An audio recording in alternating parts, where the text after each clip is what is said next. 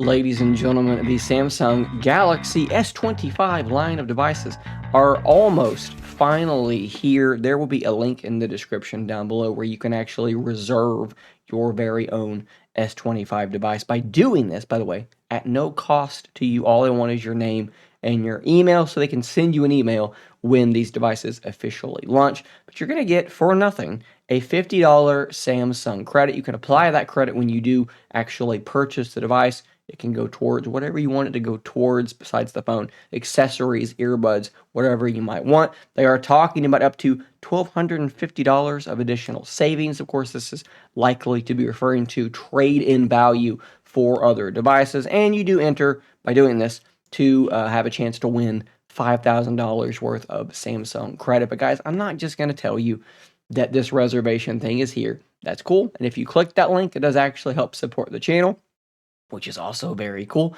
What I'm going to do in this video is I'm going to go a little bit deeper. I've taken the opportunity to write out a whole bunch of notes here on my website, shanecraig.tech. We're going to use this as sort of a jumping off point, and I'm going to try to break down for you what the current rumors are about the S25 devices, right? It's cool that you can reserve one, but what exactly are we talking about? What are these devices going to be? Do we know what they're going to look like? Do we know the specs?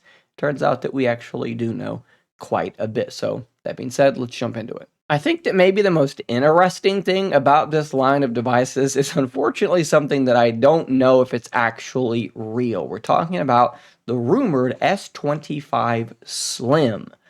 Apparently, there's a chance that Samsung is going to be releasing a thinner model of these devices, somewhere rumored to be around 6.6 millimeters thick.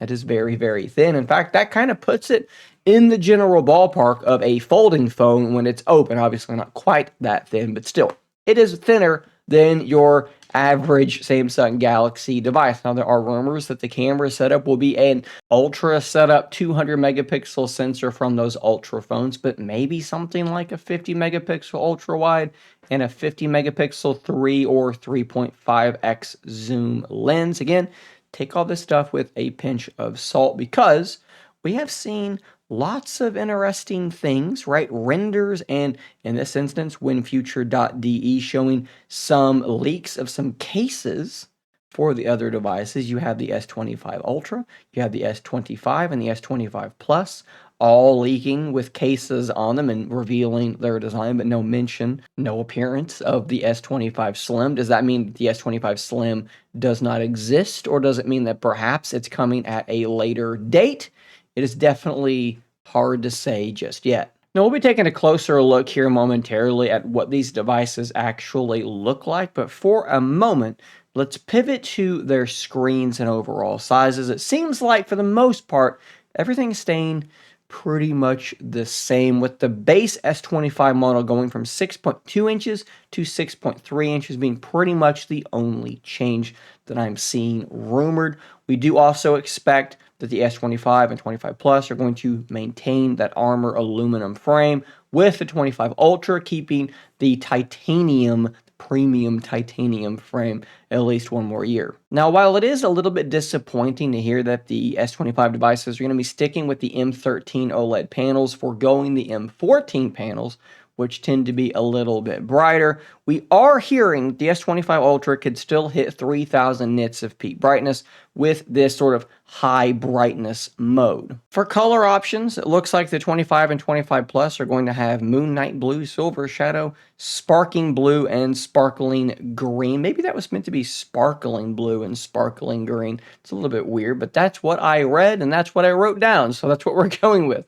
For the Ultra, as usual, slightly more muted colors. Titanium black, blue, gold, and silver, with potentially a Samsung.com exclusive shade of blue. One interesting thing that I think a lot of you are going to be excited to hear is that potentially they're going to be using the Snapdragon processor in every region. So we're not going to have that situation where if you buy it in the wrong country, you're stuck with an Exynos processor. Snapdragon 8 Elite across the board. And Snapdragon 8 Elite looks to be very, very good, at least in benchmarks, which you guys know how little I generally care about benchmarks.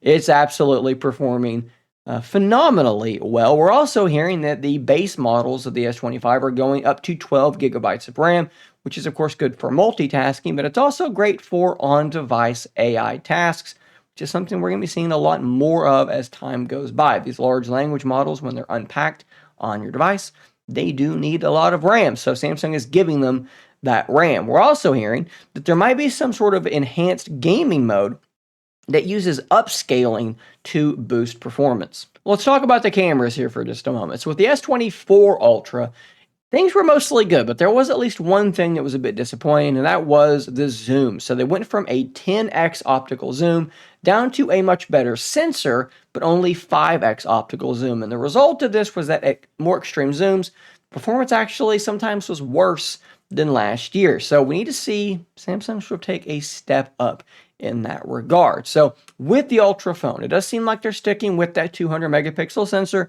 No big surprise there, but we do have some other improvements rumored to be coming. So the ultra wide may be getting a newer, higher resolution 50 megapixel sensor that in theory should perform quite a bit better than the old one. We also are hearing that the telephoto may have some sort of variable capabilities. Now, we don't know exactly what that means. Variable zoom, variable aperture.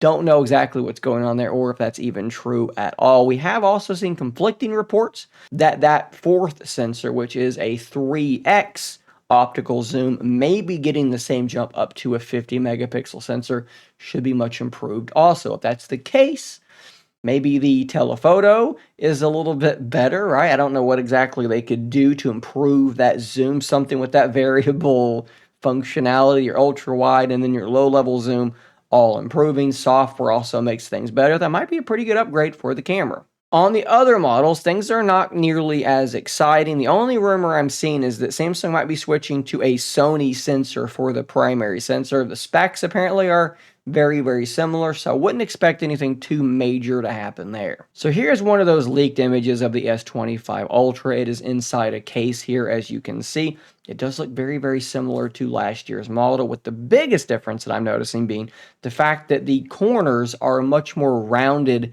than they were before. You can also see how very thin those bezels are going to be, and this does line up really well with renders that were released earlier. Taking a look at this here from On Leaks on Android Headlines, this was their render, and it looks absolutely spot on. They also had rumors of the S25 base model, and you can just take a look at this and then imagine it being a little bit bigger, and that is your Plus model. This is what these devices are going to look like. Flat side rails, flat screens, cameras on that upper left-hand corner. Nothing too shocking. I still think that they are quite good-looking devices. So guys, like I said, launch event on January the 22nd, and the actual launch of the device should be imminent after that.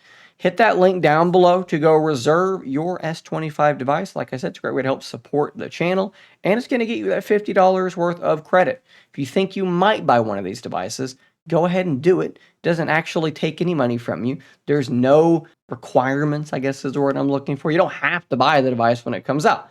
But if you think you might, you do this, you're going to get that $50 of store credit guaranteed. Let me know in the comments down below, what do you think of these devices? Personally, I'm actually a bit tempted this time. A ton of my B-roll on this channel has been shot with the S23 Ultra. I skipped the 24. It might be time to jump back in with the S25. But again, let me know what you think in the comments down below, guys. Thanks for watching. Subscribe for more content like this, and until next time, stay nerdy, my friends.